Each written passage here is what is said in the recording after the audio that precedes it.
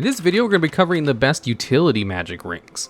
We already covered the most powerful magic rings in the list, so we'll look purely at utility rather than the combat power or defensive abilities. To start us off, at number 10, we have Ring of Jumping. This is an uncommon item which requires attunement, and what it does is, while wearing this ring, you can cast a jump spell from it as a bonus action at will. However, you can only target yourself with it. And what the jump spell does is triple your jump distance. To learn more about jumping, you can check out the video on the channel about commonly misunderstood rules part 2, but the basics of it is that with long jumps you can jump a distance equal to your strength score if you get a running start, or half without a running start. As for high jumps, you can jump 3 plus your strength modifier with a running start or half without one. While under the effect of the jump spell, both of these options have triple distance, so a running long jump by a character with a strength score of 10 allows you to go from 10 feet of jumping to 30 feet. And a high jump by the same character would go 3 feet to 9 feet. Jumping is not often used, but still, the only potential downside of this ring is that it requires attunement, and unless you are an artificer, you only have 3 of these. But you get basically at-will access to the jump spell, so it has utility, just not all that much utility, which is why it makes it the bottom spot on this list. And at number 9, we have the Ring of Water Walking. This is an uncommon ring that does not require attunement, and all it does is let you stand and move across liquid surfaces as if they were solid ground. Now, walking on water is pretty situational, and in some games you may never end up needing to. However, when you need it, and this ring doesn't require attunement, so you can just stick it on your hand and forget about it until you need to cross a rushing river or something. But while it is a nice utility item, it is still pretty situational, so it takes another low spot on this list. And at number 8, we have the Ring of Swimming. This is an uncommon ring that has no attunement and just gives you a 40-foot swim speed.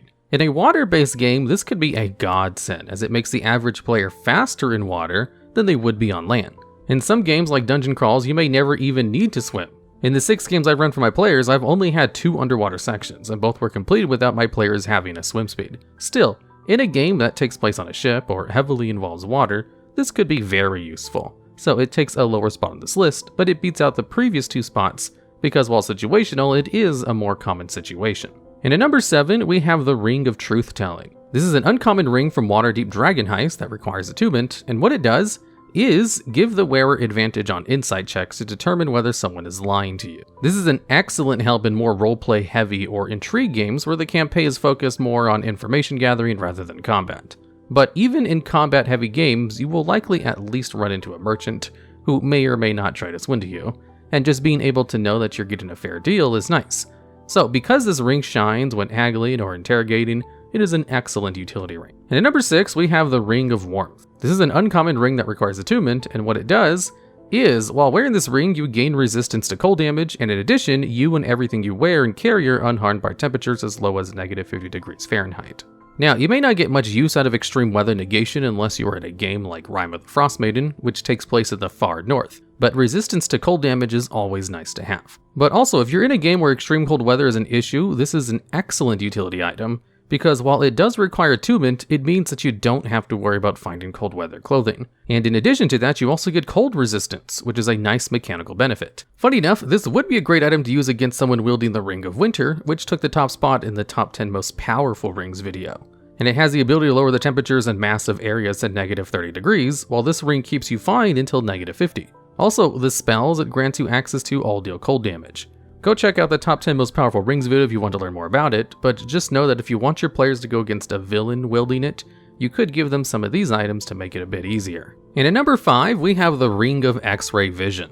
This is a rare ring which requires attunement, and what it does is, while wearing this ring, you can spend an action to speak its command word, and when you do so, you can see into and through solid matter for 1 minute. This special vision has a 30-foot radius, and to you, solid objects within the radius appear transparent and don't prevent light from passing through them. The vision can penetrate 1 foot of stone, 1 inch of common metal, and 3 foot of wood or dirt. Anything thicker than that blocks vision, but so does lead, as this vision is obstructed by even a thin sheet of it. The ring can technically be used an infinite number of times a day. However, the downside is that for every time you use it beyond the first, without taking a long rest, you must make a DC 15 Constitution saving throw, or you gain 1 level of exhaustion. And that is a really bad condition to get, as on the 6th level of exhaustion, you just die. Still, being able to see through walls is super good. In my Rime of the Frostmaiden campaign, a couple of my players had chosen this one homebrew race from a book on Roll20 that I bought, called the Shade Race, and had an ability to phase through walls and see what was inside. And it completely broke so many encounters that I made sure to ban it for all future games. and this ring lets you accomplish a similar feat, being able to spy on meetings without any chance of being seen. In an intrigue game, you could use this item as a reason why your secret business dealings are done in a lead-lined room, to prevent prying eyes. But even if you don't use it like that, it's still an excellent utility item for how it allows players to spy on their enemies. And at number 4, we have the Ring of Obscuring from the Explorer's Guide to Wildbound. This is an uncommon ring which requires attunement, and basically it lets you cast the Fog Cloud spell 3 times a day. The ring has 3 charges and regains 1d3 expended charges daily at dawn. Then as an action, you can use your action to expend 1 charge to cast Fog Cloud with a few alterations. First, the cloud is centered on you when it first appears. That does not mean it moves with you, it just appears on top of you. Second, the spell lasts for only 1 minute, down from the 1 hour with the spell. And third, it does not require concentration. This ring is the perfect escape tool because oftentimes when you use Fog Cloud, it's to sneak away, and for that purpose, you don't need it to last for an hour. You just need it to last long enough that it can confuse your pursuer. And 1 minute is plenty long enough for that purpose. There are a lot of cases where you may need to run away or at least conceal yourself from your foes. And with this ring, you can do so without wasting your spell slots or losing your concentration, like if you cast haste on another member of your party. And at number 3, we have the Ring of Featherfall. This is a rare ring which requires attunement and just prevents you from taking falling damage. Instead, you descend at a rate of 60 feet per round and landing safely. This, just like the Featherfall spell, is one of those things that you don't think about until you need it. And if you need it but don't have it, then you're kinda screwed. Unlike the spell, which can target up to 5 people, the ring only targets you. Still, that means that even if your friends plummet to their deaths, at least you'll survive. And at number 2, we have the Ring of Mind Shielding. This is an uncommon ring that requires attunement, and it does a number of things. The main effect is that you're immune to magic that allows creatures to read your thoughts, determine whether you're lying, know your alignment, or know your creature type. Also, creatures can telepathically communicate with you only if you allow it. So, as the name may suggest, the ring shields you from any sort of attempt to pry into you. You can also use an action to make the ring invisible or visible again, and this visible or invisible effect lasts until you take off the ring or die.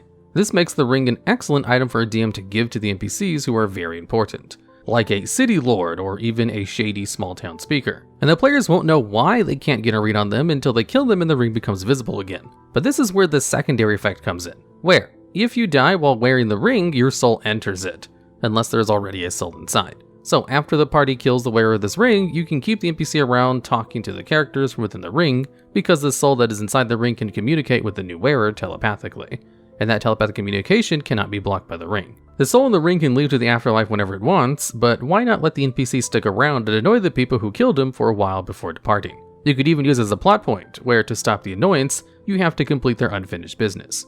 Being able to hide your personal information from any potential enemies is some excellent and very unique utility, as not much else lets you hide your thoughts as well as this does. So this takes the penultimate spot on this list. Well, kind of. And last but not least, at number 1, we have Stonkey's Ring from Candlekeep Mysteries. This is basically just a ring of telekinesis, plus you gain control of Stonkey's creations called Skittle Widgets. The Ring of Telekinesis is very rare, and like Stonkey's ring, does not require attunement, and just lets you cast the telekinesis spell at will, but only to target objects that aren't being worn or carried.